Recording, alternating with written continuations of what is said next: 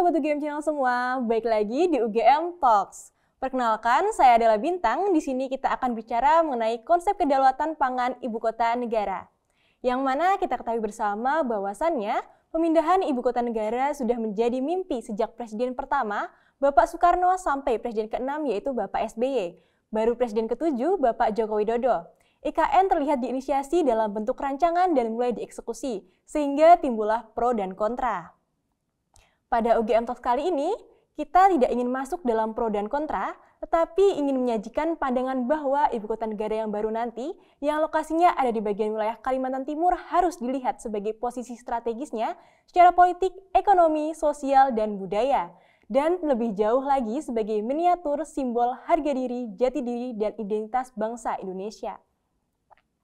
Dengan IKN dirancang sebagai smart city, agar terjadinya stabilitas politik, IKN terjamin. Maka pemikiran agar IKN juga harus mampu berdaulat dalam hal pangan, khususnya beras, untuk menjadi penting untuk dipertimbangkan.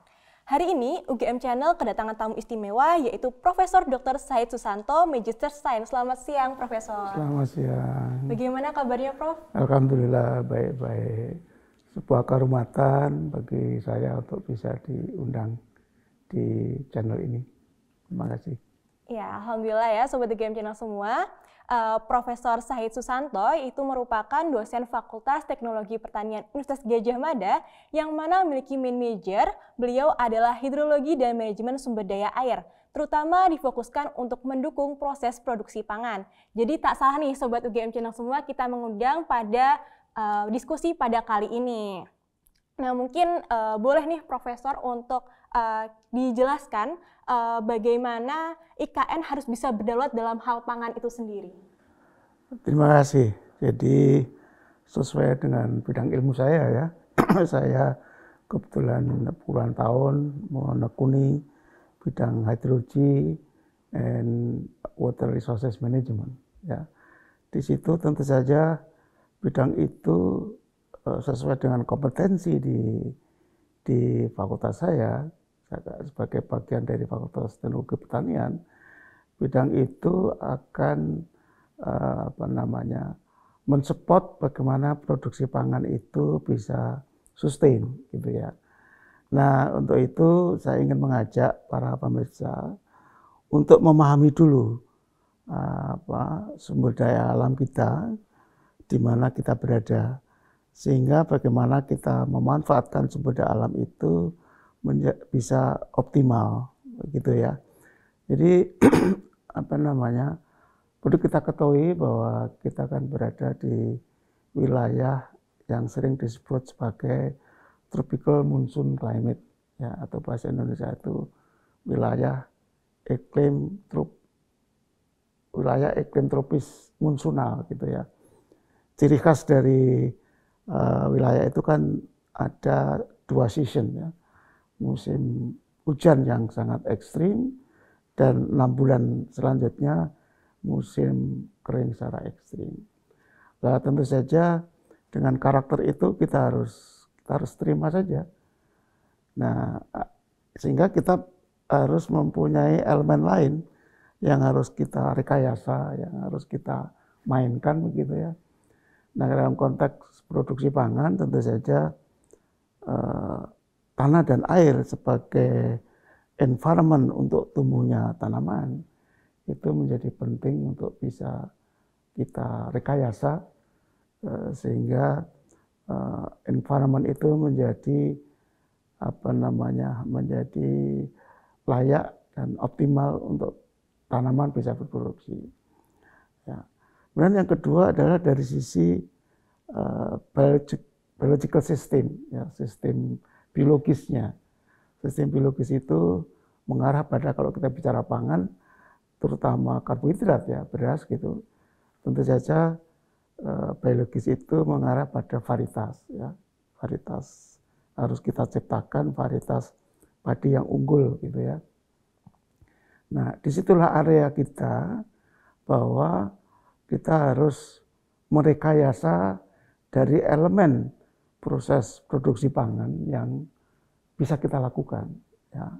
Kalau dari sisi climate misalnya, kita nggak bisa, ya udah kita terima saja. Ya.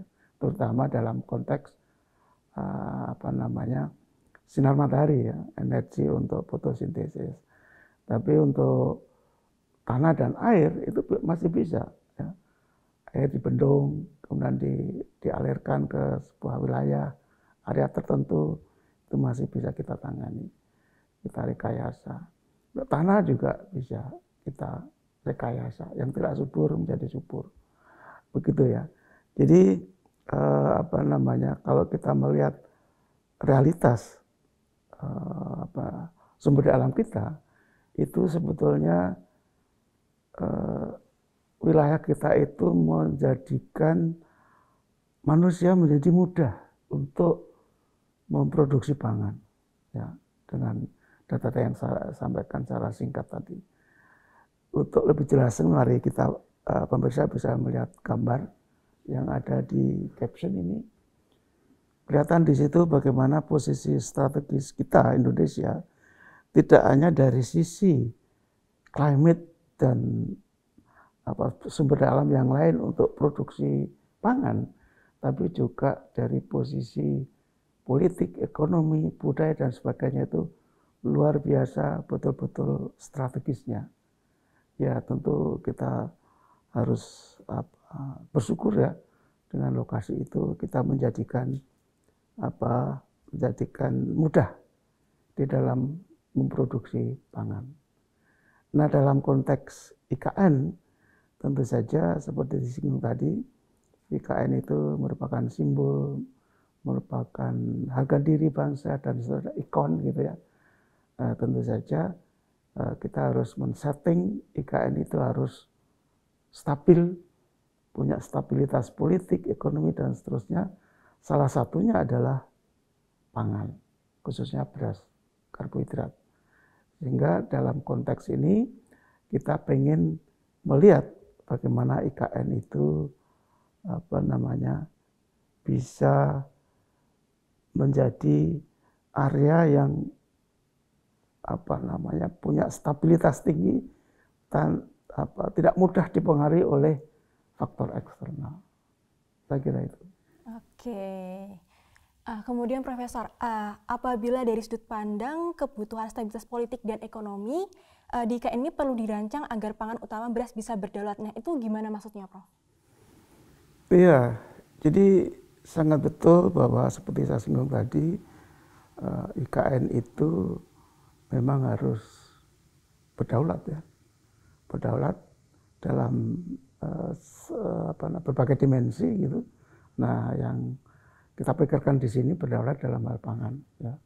Jangan sampai IKN itu sangat bergantung dengan wilayah lain. Gitu. Nah, kenapa kita punya pikiran seperti itu? Sebetulnya bukan tiba-tiba. Saya punya riset yang beberapa tahun saya lakukan ya, terlibat mahasiswa S1, S2 dan S3 di daerah Bantul, ya, Bantul di salah satu wilayah di Kabupaten DIY. Jadi dulu DIY itu wilayah Sleman itu menjadi kantong produksi pangan, kantong lumbung pangan lah, lumbung pangannya DIY. Kemudian dengan perluasan bendungan yang ada di Kaliprogo itu bisa meluas sampai ke Bantul dan sampai ke Kulon Progo sebagian. Yang besar dulu Sleman dan Bantul. Tapi sekarang Sleman itu sudah tidak ada lagi sawah. Ya. Jadi tekanan karena faktor eksternal, faktor ekonomi terutama, itu tidak bisa dihambat, yang pada gilirannya akan menyusutkan lahan sawah yang dulu menjadi lumbung padi di Sleman. Akhirnya bergeser ke Bantul, lumbung padi itu. Nah, pemikiran saya kalau DIY itu nanti tidak bisa dalam konteks beras ya, kita sempitkan pangan itu menjadi beras, tidak bisa memproduksi beras sendiri, kita secara regional itu menjadi ketergantungan pada daerah lain. dan itu tidak baik. Nah, kemudian saya coba di Bantul ya dengan berbagai pendekatan modeling sederhana sebetulnya. Kita bisa prediksi, membuat simulasi seberapa jauh wilayah Bantul saja itu menjadi self-sufficiency of rice. Ya. Dan saya libatkan banyak mahasiswa dan semua sudah lulus semua, sudah pada bekerja. Ya, jadi ternyata benar ya hasilnya. Jadi Bantul itu bisa self-sufficiency of rice. Itu hanya sampai tahun 2030. Ya. Dengan kondisi populasi sekarang ya, tanpa ada perubahan yang ekstrim. Tapi dengan berbagai simulasi, dengan pertumbuhan populasi, kemudian tekanan terhadap lahan yang sudah bisa kita kendalikan pun itu masih akan terjadi defisit. Ya. Dari berbagai skenario, ada 10 skenario kalau nggak salah saya ingat ya. Tapi yang ekstrim saya ambil itu ternyata hanya sampai tahun 2030. 32, 30, tidak lebih dari tahun 2040. Ya. Jadi ini memberikan inspirasi saya bagaimana kalau lokasi seperti setiap lokasi ya, setiap wilayah itu harus punya punya posisi self sufficiency of rice ya, terutama yang ada infrastruktur irrigation-nya ya. Kalau yang daerah lain pasti tidak mengimpor daerah lain. Ya. Ini penting artinya karena kalau ditarik ke nasional, seberapa jauh kekuatan ketahanan pangan kita, kedaulatan pangan kita lebih lanjut, nanti ada definisinya di sana, sehingga kita tidak mudah digoyang oleh faktor di luar negara kita, apakah itu politik atau apakah yang lain, ekonomi, sehingga kita harus tetapkan titik di mana kita harus punya posisi ketahanan pangan dan kedaulatan pangan. Nah, dengan pemikiran itu kemudian rame-rame IKN itu ada pro dan kontra gitu ya. Saya tidak akan terlibat dalam pro dan kontra. Tapi kalau IKN itu nanti terwujud, ya tentu saja beras harus didesain wilayah itu, beras harus menjadi harus juga bisa diproduksi di wilayah itu. Dari mana? Dari backyardnya IKN. Jadi wilayah provinsi Kaltim itu harus bisa menjadi wilayah pendukung dari IKN dalam konteks mencukupi kebutuhan beras. Kira-kira seperti itu sederhananya konteksnya. Oke.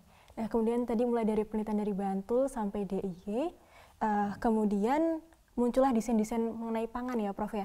Nah, selanjutnya Prof, maksudnya dari konsep baru ketahanan dan kedaulatan pangan itu bagaimana, Prof? Oke, jadi ketahanan dan kedaulatan pangan itu berbeda konteksnya ya. Jadi sudah saya singgung, kalau ketahanan itu yang penting pangan itu ada gitu ya. Beras misalnya, yang penting ada, nggak tahu dari mana asalnya gitu ya. Kalau kedaulatan itu sampai seberapa jauh negara kita bisa memproduksi beras itu sehingga tidak mudah diganggu oleh faktor eksternal, diganggu oleh bangsa lain lah gitu ya. Hal politik, ekonomi dan sebagainya. Nah, oleh karena itu menjadi penting untuk mencermati lagi konsep kedaulatan itu. Saya pada waktu itu, sekarang ini ada dua elemen ya yang bisa kita pertimbangkan. Yang pertama adalah di area transendental ya. Ini agak mengarah pada mengubah perilaku masyarakat. Jadi misalnya terhadap etika lingkungan dalam proses produksi pangan. Itu kan kalau kita bicara tadi sumber daya alam tadi, sumber daya alam itu kan punya dua fungsi. Ya, yang satu fungsi produksi, yang satu fungsi menyediakan lingkungan menjadi nyaman untuk hidup. Ya. Jadi ini harus dua-duanya harus ada, harus dipertahankan. Jangan sampai habis untuk berproduksi tapi lingkungan jadi tidak nyaman, ya, terlalu panas, ada perubahan mikroklimate dan seterusnya. Nah, ini kan merubah perilaku, ya. Saya berikan contoh di Jepang, ya, kayak lama di Jepang, 5 tahun di sana sekolah. Bagaimana ibu-ibu tuh mendidik anak kecil menghargai pangan, ya. Jadi tidak boleh kalau makan itu anak-anak dari kecil sudah dididik tidak boleh ada satu butir pun nasi ketinggalan dalam mangkok kecil itu, ya. Ya. Jadi ibu-ibu selalu beritahu kalau lengket, ya, sumpitnya dicelupin supnya dulu, ke sup dulu kemudian baru. Nah, itu kan perilaku, ya. Nah, di negeri kita, masyarakat kita tuh saya lihat tidak terlalu menghargai pangan, ya. Lihat saja kalau di pertemuan-pertemuan pertemuan apakah itu di mantenan atau di apapun, banyak sekali makanan yang tersisa di belakang, ya. Itu menunjukkan bahwa kita tidak kurang menghargai makanan. Jadi perilaku manusia yang harus diubah, ya. Yang kedua itu di area empiris, yang area yang di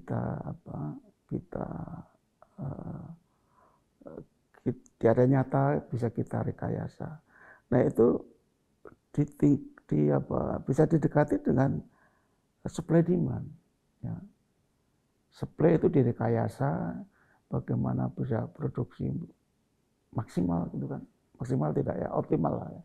Optimal, direkayasa varietasnya, direkayasa ketersediaan airnya, direkayasa tanahnya supaya subur dan seterusnya. Itu dari sisi supply. Dan dari sisi demand itu direkayasa agar masyarakat itu tidak terlalu menggantungkan menunya itu terhadap karbohidrat, ya. Caranya bagaimana? Satu tadi perilaku untuk menghargai pangan. Yang kedua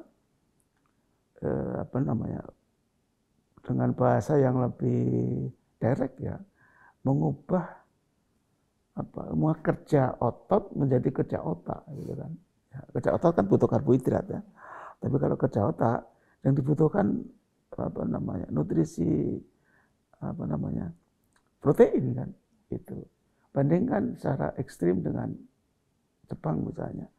Kebutuhan karbohidrat beras itu hanya 65 kg per orang per tahun. Di kita 131 kg per orang per tahun. Hampir separuhnya, ya. Jadi ini perlu kerja bersama dan kerja besar, gitu, ya.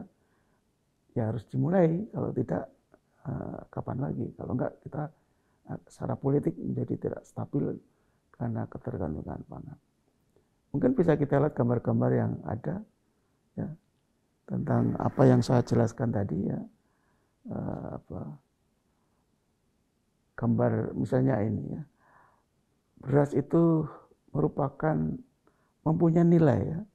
Beras itu mempunyai nilai manfaat, baik itu manfaat intrinsiknya, manfaat dari dalam beras yang terbawa oleh beras itu sendiri, dan manfaat lain, bagaimana beras itu harus diproduksi, ya, sesuai dengan keinginan si tanaman yang menjadi beras tadi, yang diubah jadi beras padi lah ya itu. Padi beras yang kita makan itu kan beras yang sudah seednya, bibitnya itu varietas unggul kan, sudah ada rekayasa. Tapi kalau lingkungannya tidak didesain juga, tidak direkayasa juga sesuai dengan keinginan tanaman padi, ya dia tidak akan produksi maksimal gitu ya. Sehingga beras itu tidak hanya punya nilai ekonomi atau nilai manfaat untuk manfaat untuk mencukupi karbohidrat masyarakat, tapi beras itu harus juga mempunyai nilai simbolik, nilai harga diri bangsa gitu ya. Seperti Jepang misalnya, dulu waktu perang dagang dengan Amerika, Jepang tuh bilang beras adalah harga diri bangsa Jepang. Ya. Tidak boleh satu butir pun masuk beras dari negara lain. Gitu. Tapi mereka mampu memproduksi sendiri berasnya. Dan rasanya juga mereka bilang beras di Jepang itu paling enak di dunia. Gitu. Memang enak betul. Ya. Nah, tapi masalahnya masyarakat penduduknya itu hanya 100 juta gitu kan. Kita hampir 300 juta. Kemudian masyarakatnya itu mata pencahariannya tidak tergantung lahan, tapi sudah beralih ke industri. Seperti saya katakan tadi, kerjanya sudah kerja otak bukan kerja otot. Dengan demikian kebutuhan berasnya itu menjadi berkurang menjadi sekitar 60-65 kg per orang per tahun. Nah, disitulah fungsi beras tadi tidak hanya sekedar memenuhi kebutuhan karbohidrat, tapi bisa digeser menjadi harga diri bangsa. Nah, oleh karena itu tadi kemudian terpikir ke IKN, ya mestinya seperti itu. Nah, sekarang masalahnya berdaulat tadi, bagaimana mengimplementasikan. Kita tidak ada negara di dunia ini ya yang bisa mencukupi kebutuhan pangannya dari negara itu sendiri, tidak ada. Ya. Tetapi bagaimana negara itu bisa memproduksi pangannya dengan meminimalkan kalau ada gangguan dari luar kita tuh masih tidak terpengaruh. Dengan demikian bahasa sederhananya berapa persen sih kita harus berdaulat dalam hal beras misalnya. Taruhlah 80%, ya sudah. Kita harus sekuat tenaga memenuhi 80% itu dari dalam negeri sendiri. Bisa saja berapa persen dari luar. Nah, 80% itu menunjukkan kedaulatan kita. Mari kita lihat gambar yang menunjukkan apa yang saya katakan tadi. Jadi berarti di sana ada gambar yang saya jelaskan tadi, itu pilihan politik akhirnya. Ya, akhirnya itu ada di politik. The nukleus power untuk ke sana ya di politisi, di saudara kita atau kolega kita yang di DPR itu. Ya. Jadi betapa strategisnya komoditas yang namanya beras. Saya kira itu. Ya. Oke, menarik sekali ya penjelasannya dari Prof. Said tadi. Nah, kemudian kan kita harus memulai, ya betul Prof. Karena kebutuhan produksi beras kita sendiri juga banyak gitu ya Prof ya, meningkat di Indonesia. Nah, untuk itu sendiri bagaimana Prof cara menerapkan konsep ketahanan dan kedaulatan pangan itu sendiri, khususnya beras itu di ibu kota negara? Iya, jadi yang saya bayangkan itu wilayah backyardnya IKN. Saya mempelajari IKN itu kan hampir di situ sudah fix ya luasannya dan peruntukannya. Artinya apa? Tidak ada lahan-lahan lagi yang berubah ya dari peruntukan, dari desain master plan itu. Dengan demikian wilayah lain itu harus menjadi spotting area pada wilayah IKN itu. Ya. Nah, oleh karena itu untuk beras itu sama, bagaimana beras itu bisa diproduksi di wilayah backyard IKN. Ya.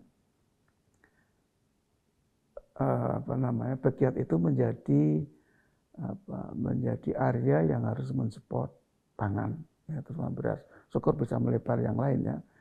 Kita fokus di beras. Nah, masalahnya di Kalimantan itu tanahnya tidak subur. Ya.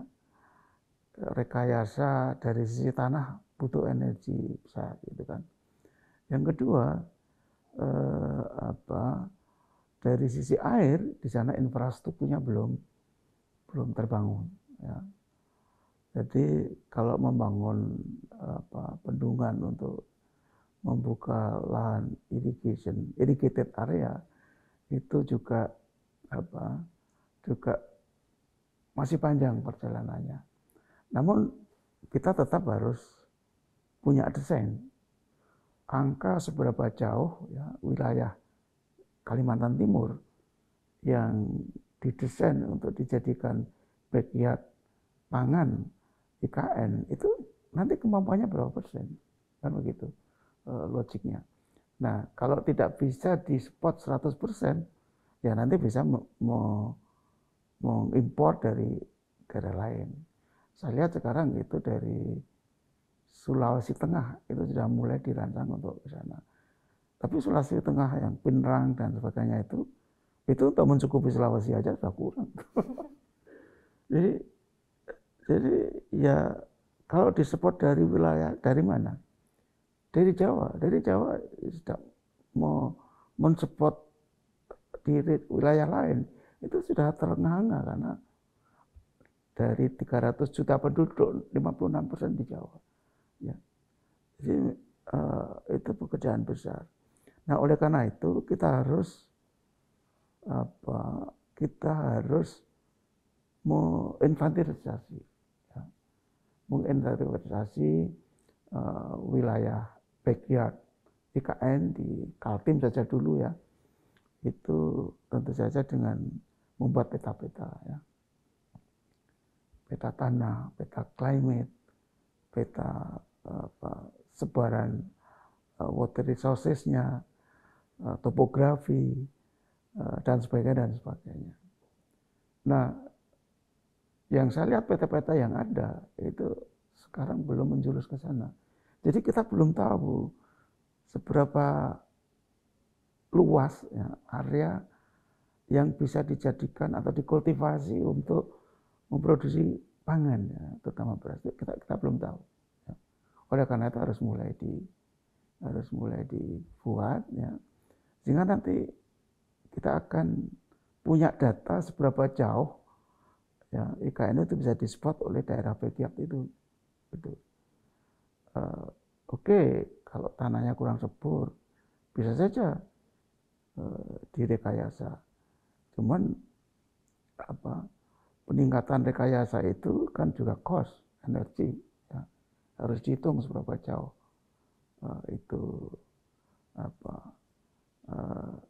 bisa di-cover ya. Ujungnya kan subsidi itu nanti ya. Ujungnya subsidi. Nah, oleh karena itu kita harus pilih lahan-lahan yang memang walaupun tidak subur, tapi masih bisa ditingkatkan kesuburannya, produktivitasnya dengan investasi yang rasional, yang dari sisi ekonomi untuk di support ke sana melalui mekanisme subsidi itu masih bisa dilakukan. Saya kira itu kira-kira. Oke, baik Prof. Jadi tadi udah disinggung juga ya mengenai area kultivasinya seperti apa dan bagaimana strateginya. Nah, kemudian Prof, pemerintah sekarang kan sedang mengembangkan yang namanya food estate, Prof. Di bagian wilayah luar Jawa termasuk di Kalimantan, yang mana termasuk pada keberadaan IKN itu sendiri, Prof. Nah, sebenarnya apa sih Prof kaitannya food estate ini dengan ibu kota negara? Iya, food estate itu juga jadi pro dan kontra. Jadi perbincangan ramai.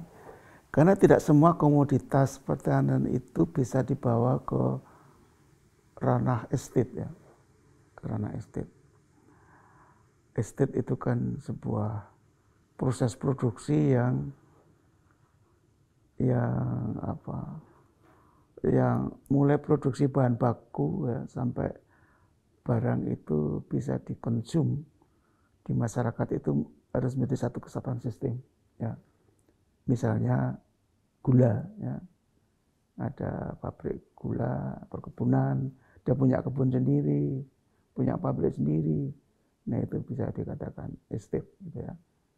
Gula, kemudian teh gitu kan, teh. Kalau padi nggak bisa, karena padi itu yang mengkultivasi adalah masyarakat banyak ya. Kalau mau dibuat estate ya harus didesain ya, harus didesain sampai angka keekonomiannya itu bisa disubsidi oleh pemerintah dengan kemampuan yang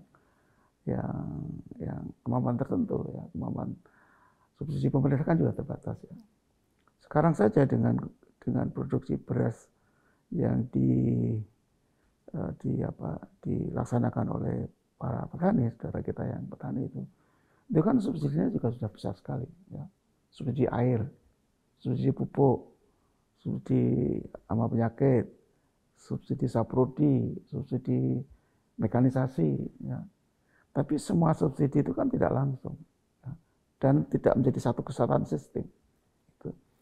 Nah, kalau di IKN nanti dalam konteks beras itu mau diestetkan ya itu harus didesain betul ya. Mulai dari berapa luasannya, kemudian airnya dari mana, sehingga menjamin air itu tetap bisa available ya, saat dibutuhkan tanaman dan seterusnya banyak sekali yang harus dipertimbangkan di dalam desain kalau mau dibuat desain seperti food estate. Ya. Definisi food estate yang diberikan oleh Departemen Pertanian ya, kalau tidak salah, itu mimpi yang ngawang-ngawang kalau nggak mungkin lah, tidak mungkin. Kita realitas saja lah, ya, realitas saja. Proses produksi yang diestetkan itu ujung-ujungnya adalah everything must be calculated, sehingga efisiensi, productivity, dan effectivity itu terjamin dengan sistem itu. Gitu. Nah dulu pernah di Palembang ya. Di Palembang itu pernah pada waktu ada pembangunan bendungan baru di Palembang, Sumatera Selatan, itu pernah didesain akan dibuat sebuah rice estate, termasuk pencetakan sawah semua sudah dibuat oleh pemerintah. Karena ditawarkan perusahaan-perusahaan yang mau untuk mengeran rice itu diestetekan itu. Tapi setelah dihitung ternyata besar sekali. Ya. Pemerintah nggak sanggup untuk mensubsidi dengan skema estate tadi. Nah kalau yang sekarang ini kan tenaga kerjanya para saudara kita yang petani nggak dihitung, hampir tidak dihargai kan. Itu sebetulnya kelompok masyarakat yang dikorbankan oleh pembangunan. Ya. Nah untuk bisa terwujud bagaimana? Ya income per kapita masyarakat ditingkatkan. Ya. Sehingga dia bisa membayar makanan itu dengan harga tinggi. Ya.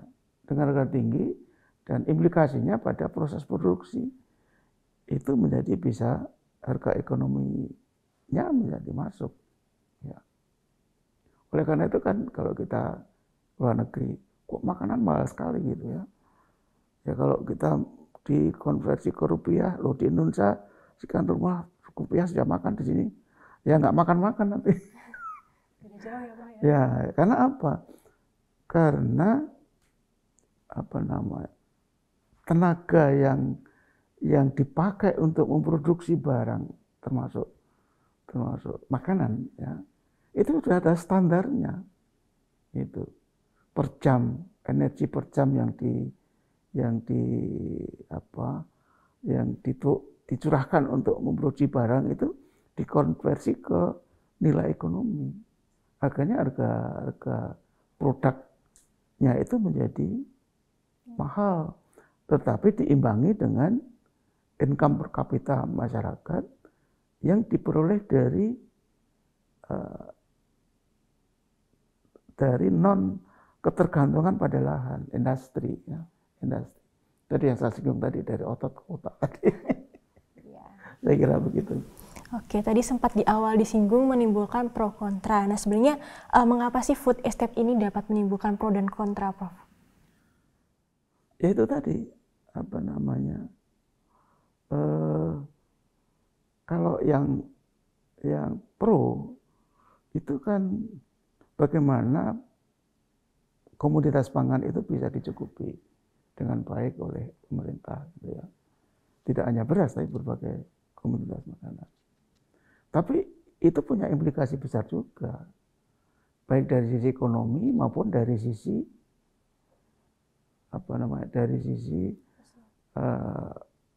pemanfaatan sumber daya alam, gitu. Jadi kita bersaing lah, taruhlah minyak sawit ya, minyak sawit. Itu kan mengokupasi lahan secara fisiknya dan mengalahkan lahan itu untuk dikultivasi komoditas lain. Gitu. Nah, sekarang di luar Jawa banyak diokupasi dengan kelapa sawit. Untuk komoditas lain sudah kehabisan. Ya. Apakah yang sisanya itu masih mau dibuka lagi untuk memenuhi kebutuhan pangan untuk komoditas yang lain? Itu ya itu tadi. Bagi yang kontra, dia tidak setuju akan merusak environment. Itu. Jadi lingkungan kita hidup menjadi tidak nyaman. Belum kehilangan plasma naftah yang luar biasa. Nilainya tidak bisa dikonversi ke dalam ekonomi ya. Jadi oleh karena itu kita harus menyempitkan saja pangan itu ke dalam komoditas karbohidrat. Ya. Dan jadi kita harus milih pangan strategis kita apa, pangan yang harus kita produksi dalam negeri sehingga menjadikan negara kita itu stabil dalam hal politik dan seterusnya, itu harus kita pilih. Lainnya udah impor nggak apa-apa. Itu buah-buahan misalnya, tidak mungkin kita mencukupi buah-buahan untuk seluruh rakyat Indonesia, nggak mungkin. Jeruk saja nggak mungkin, ya udah impor saja. Gitu. Tapi untuk komoditas tertentu, beras misalnya, itu nggak bisa. Minyak sawit misalnya, itu menjadi unggulan karena turunan minyak sawit juga banyak. Kita mampu bersaing dengan minyak dari Eropa misalnya, dibuat dari bunga matahari, biji bunga matahari, dan lebih efisien minyak sawit, lebih rendamannya lebih tinggi, sehingga lebih murah. Terus turunannya apakah itu untuk biofuel, apakah itu untuk kosmetik, untuk sabun, banyak sekali turunan manfaatnya. Ya, jadi bisa itu kita jadikan unggulan. Tapi minyak kan sebetulnya bahan dasar pokok, tapi posisinya beda dengan karbohidrat ya. Kebutuhan makan itu kan karbohidrat, lemak, ya, protein kan gitu. Ya, jadi pro dan kontra itu kita tidak perlu terjebak ke sana. Kita harus punya pilihan ya. Itu pilihan. Negara ini atau bangsa ini memang harus membuat pilihan ya, untuk bisa menjadi bangsa yang dikatakan berdaulat itu tadi. Itu. Berdaulat 100% untuk semua komoditas hampir tidak mungkin gitu ya. Kita harus mengganti ya, mengganti dari produksi lain, pertambangan misalnya. Dari hasil devisa pertambangan kita beli untuk komoditas pangan yang lain. Nah, seperti itu. Oke, Prof. Dari penjelasan Prof tadi tentunya kita perlu peran ilmuwan ya, Prof ya. Ya. Nah, sebenarnya apa sih Prof peran ilmuwan dalam mewujudkan ketahanan dan kedaulatan pangan terutama beras di IKN ini sendiri, Prof? Iya, jadi seperti saya katakan tadi, ini pekerjaan besar gitu ya. Dan IKN dirancang untuk menjadi sebuah ikon karena punya fungsi sebagai simbol harga diri dan seterusnya. Nah, untuk itu saya yakin IKN itu nggak akan selesai beberapa tahun, mungkin puluhan tahun ya, puluhan tahun. Jadi nanti Pak Jokowi lengser kok IKN jadi itu nggak mungkin lah. Masih lama. Masih lama. Di negara manapun pemindahan ibu kota itu juga punya proses panjang. Nah, yang penting adalah bagaimana IKN itu berlanjut, ya, sehingga rejim-rejim penggantinya itu siapapun ya, itu masih punya komitmen untuk melanjutkan IKN itu dengan catatan tadi bahwa IKN disetting menjadi harga diri bangsa, menjadi ikon dan seterusnya. Nah, lepas dari bagaimana IKN itu berproses ya, tentu saja kita di perguruan tinggi itu bisa ikut berkontribusi gitu ya, melalui riset-riset yang nanti ujung akhirnya adalah seperti saya katakan tadi, wilayah-wilayah tertentu yang bisa dipetakan untuk bisa menjadi area spotting pangan di IKN. Dan itu tidak sulit, sebenarnya tidak, tapi bukan pekerjaan mudah juga tidak, sulit juga tidak. Kita punya teknisi, punya tekniknya, punya knowledge-nya, dan itu wilayah kita sendiri, kita tahu karakteristiknya. Cuman kan butuh komitmen, itu yang penting. Komitmen regime ya, untuk bisa mewujudkan itu. Nah, saya kebetulan bekerja di dunia pendidikan tinggi, ya saya memulai dengan riset-riset yang menjurus ke sana. Gitu. Kebetulan tahun ini saya punya dana sedikit lah yang bisa kita pakai untuk riset, dan itu melibatkan mahasiswa S1, ada 1 kalau nggak salah, S2 ada 2, dan S3 ada 1. Ya. Nah, itu harus berlanjut, riset itu terus berlanjut. Dan alhamdulillah bisa berjalan, dan ini masih proses analisis. Ya. Tapi ujungnya adalah bagaimana kita sebagai seorang akademisi gitu ya, menggunakan objek itu sebagai menggunakan area IKN itu, ya, backyard IKN itu sebagai objek untuk riset-riset kita. Saya kira itu. Oke, nah mungkin ini pertanyaan terakhir ya Prof ya, untuk mengakhiri diskusi kita pada siang hari ini. Nah mungkin pesan apa yang perlu disampaikan kepada Sobat UGM Channel semua tentang perlunya ketahanan dan kedaulatan pangan terutama beras di ibu kota negara ini, Prof? Ya, tadi sudah saya singgung sebetulnya. Jadi yang jelas, mari kita hentikan pro dan kontra. Ya, kalau dari sudut pandang kita, ya, kita harus sepakat IKN itu menjadi sebuah ikon. Ya, ikon. Coba kita lihat ya, ibu kota kita itu gedungnya peninggalan Belanda, ya kan? Istana kita itu peninggalan Belanda. Jangankan istana, gubernur itu peninggalan Belanda. Ya. Apakah kita mau itu terus gitu kan? Jadi menjelang 100 tahun itu, saya kira mudah-mudahan itu IKN sudah terwujud walaupun belum sempurna semuanya. Jadi oleh karena itu, kalau saya dari sisi akademisi ya, oke lah hilangkan pro dan kontra. Ya. Sekarang jadikan itu fokus bahwa IKN akan menjadi sebuah simbol dan harga diri bangsa kita, bahwa itu nanti akan tercermin di balik itu ada filosofi bangsa kita yang ada di situ, mencerminkan keberadaan bangsa kita. Ya, kalau kita sudah sepakat seperti itu kan berarti komitmen ujungnya, gitu ya. Komitmen untuk siapapun presidennya, siapapun rejimnya, ya. Jangan sampai justru kelompok politik oposisi itu nggak senang IKN-nya dijadikan bangunan mangkrak gitu kan.